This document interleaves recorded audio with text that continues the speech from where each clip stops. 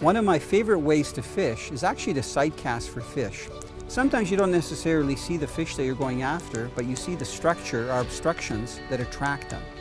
This usually happens when you're fishing in clear water, and it usually happens for species of fish that are suspended off the bottom. One of my favorite is the largemouth and smallmouth bass, and especially fishing them off of shorelines where there's a lot of rocks, where there's points that come out, and even on open water flats where there are rock piles surrounded by sand or silt bottom.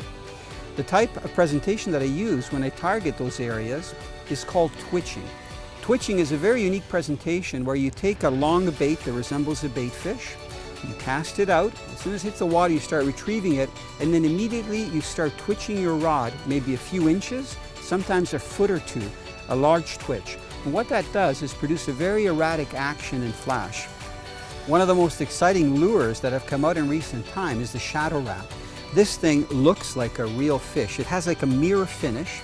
And the one quality of the shadow wrap is it has this very iridescent body. And secondly, when you retrieve it, it sinks just slightly, so you can actually fish it pretty deep. I find that if I cast the shadow wrap and I start twitching it, sometimes I'll twitch it with pauses in between so that it sinks a little bit. Other times it'll be a steady pulse if I think there are aggressive fish in the area.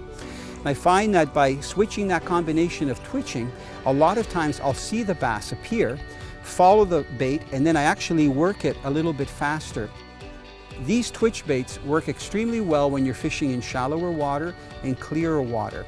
I always go with the natural colors, and I try to cast as close to the structure as I can, because a lot of times when bass are feeding, they'll go right along the shallow water structure looking for things like crayfish and baitfish that are also feeding in those areas. The one thing that's really important when you're using a twitch bait is not to have too much slack line in your presentation. So if a fish hits, I pull back and I have the fish on.